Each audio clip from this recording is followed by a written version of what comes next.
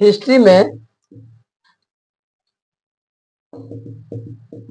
1848 की क्रांति, ये क्या है? 1800, अब देखो जब कोई भी सवाल का जवाब हम लोग को नहीं पता रहता है तो उसका जवाब पहले अपना मन से निकालने का थोड़ा कोशिश करते हैं कि 1848 की क्रांति क्या है। तो हम लोग अपने मन से ऐसे ही बोल सकते हैं कि 1848 ईस्वी में हुई क्रांति को हम लोग 1848 की क्रांति बोलते हैं। हाँ, एकदम काम बन गया, बात में सही बात निकल गया। जब भुला जाता है तब बातियों को घुमा करके दोबारा बोल दो तो हो जाएगा। और जो 1848 की क्रांति का बात हो रहा है वो सब आएगा लुई फिलिप्स वगैरह के, क्योंकि इन्हीं सब की वजह से ये सब पृष्ठ तैयार हो पाया था। तो लुई फिलिप क्या था? एक उदारवादी शासक था तथा बहुत अधिक महत्वाकांक्षी था। ये ऑब्जेक्टिव आता है दोस्त, इसलिए इसको याद रखेगा। लुई फिलिप कैसा व्यक्ति था? लुई फिलिप एक उदारवादी शासक था और बहुत ही महत्वाकांक्षी था। ये ऑब्जेक्टिव के लिए याद करना है। ये चाहता था कि सब कुछ हमको मिले, लोकतंत्र जैसा ये सब, और महत्वाकांक्षी था। इसके अंदर में इच्छा था कि अपना इच्छा के अनुसार में हम इसको लोकतंत्र ला ले, जो भी उसकी इच्छा होगा अपना अंदर से, हम जैसा शासन देखना चाहते हैं वैसा ला ले, वैसा व्यक्ति था ये। उसने अपने विरोधियों को खुश करने के लिए स्वर्णिमय वर्गीय नीति का अवलंबन करते हुए सन 1840 में गीजो को प्रधानमंत्री नियुक्त किया, जो कट्टर प्रतिक्रियावादी था। गीजो का बात आ गया है, ये भी एग्जाम में आता है। गीजो कैसा व्यक्ति था? तो कट्टर प्रतिक्रियावादी, एकदम तुरंत वो रिस्पॉन्स करेगा, कट्टर आदमी था, तुरंत प्रतिक्रिया करेगा अगर किसी भी तरह से उसको दखल अंदाजी किया जाएगा तो। प्रतिक्रिया नहीं करेगा, तुम उसके साथ में छेड़छाड़ करोगे तो प्रतिक्रिया नहीं देगा, कुछ ना कुछ तो रिजल्ट देगा। तो यहाँ से याद रख लेना है कि गीजो को प्रधानमंत्री कौन बनाया था, ये भी एग्जाम में आता है। Louis Philippe. हाँ, Louis Philippe. Louis Philippe Guizot को प्रधानमंत्री नियुक्त किया था, याद रखना इस चीज को।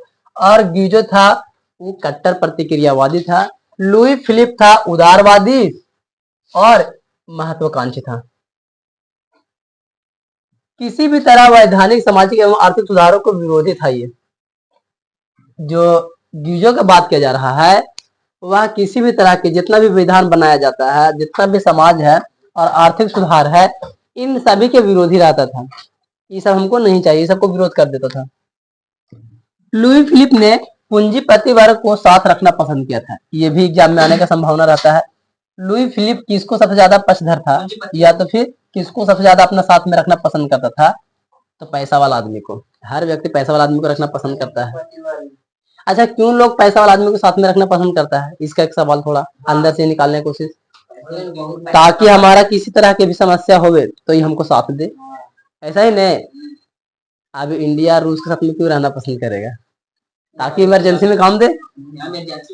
जस्ट कोई भी व्यक्ति अगर पैसा वालों को साथ रखना पसंद करता है इसीलिए कि हमको कभी जरूरत पड़ेगा तो साथ देना चाहिए, साथ नहीं देगा तो फिर दिक्कत हो जाएगा। नहीं तो लुई फिलिप भी वैसे आदमी था, ये चाहता था कि हमको पास पैसा वाला आदमी रहे, पूंजीपति वर्ग को ये साथ रखना पसंद करता था। उसके शासन काल में भूखमरी और बेरोजगारी व्याप्त होने लगा था। यानी कि जब लुई फिलिप था जिस समय में, और जिस समय में गीजो को प्रधानमंत्री नियुक्त किया था, क्योंकि लुई फिलिप प्रधानमंत्री नियुक्त किया था, समझ लो नहीं कि लुई फिलिप और गीजो से मिला हुआ आदमी है। जब किसी को प्रधानमंत्री नियुक्त कर रहा है मतलब कि उसका भी बात चलेगा ना, ऊपर ऊपर से लुई फिलिप का भी बात चलना चाहिए। गीजो को जैसे बोलेगा उससे वो भी काम करेगा, क्योंकि लुई फिलिप उसको बनाया है ना, इसीलिए।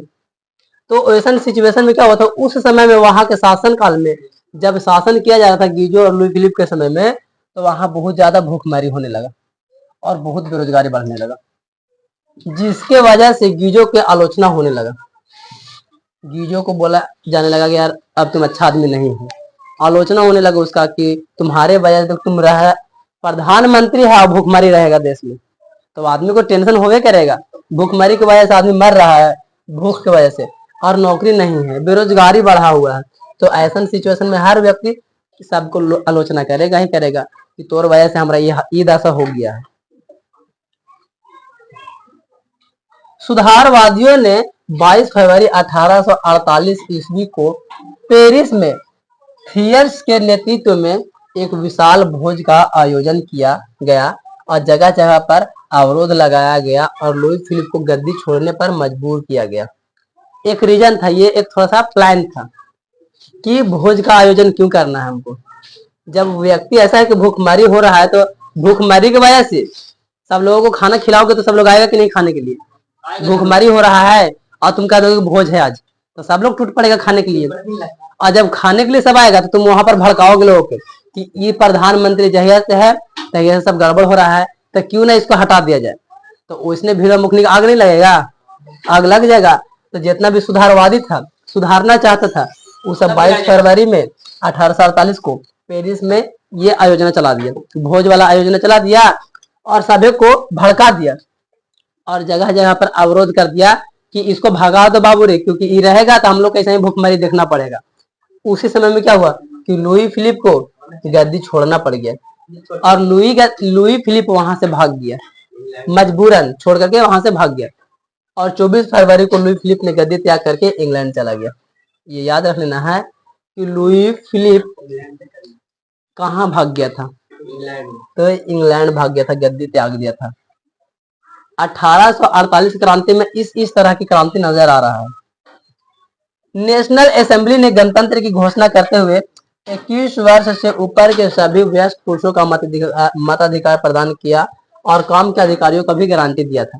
याद रखना है कि 21 वर्ष जितना नेशनल असेंबली था जो कि गणतंत्र घोषणा किया था लोगों को, तो उस समय में वो बोला कि जिसका 21 साल रहेगा बाबू रे, वोट वही देगा, नौकरी वगैरह करने का अधिकार हम दे देते हैं, चलो कोई दिक्कत नहीं होने वाला है। इस तरीका से वहां के नेशनल असेंबली घोषणा कर दिया था। गणतंत्रवादियों का नेता था लामार्टिन, ये याद रखेगा। गणतंत्रवादियों का नेता कौन था? लामार्टिन। और सुधारवादियों का नेता कौन था? Louis Blom. Louis Blom, Blom है क्योंकि बिंदु है ना, तो लुई ब्लोम कह सकते हैं इसको, लुई ब्लोम। दोनों में मतभेद के बाद नेपोलियन फ्रांस का राजा बन गया। देखो, दो गो लड़ोगे तो तीसरा फायदा नहीं मारेगा दोनों में लड़ाई होती रहेगा, तीसरा भी हाथ साफ करके चल जाएगा। तो गणतंत्रवादी के नेता जो था लामार्टिन और लुई ब्लो जो था सुधारवादियों का नेता, दोनों में भेदभाव रहने लगा, मतभेद रहने लगा, थोड़ा सा अनबन होने लगा। वैसा मौका देख करके नेपोलियन फ्रांस का राजा बन गया।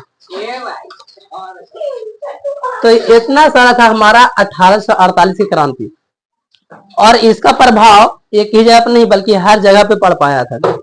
और जर्मनी में, इटली में, ऑस्ट्रिया में, हाईलैंड में, Switzerland, Denmark, Spain, Poland, Ireland तथा इंग्लैंड भी इस क्रांति से प्रभावित हुआ था। ये सभी देश इस क्रांति से प्रभावित हुआ था 1848 के क्रांति के वजह से। तो इसको यहीं तक रखते हैं आज, ठीक। और इसमें जो भी इम्पोर्टेंस था उसको नोट कर लेना जो एग्जाम में पूछने लायक हो, ठीक है।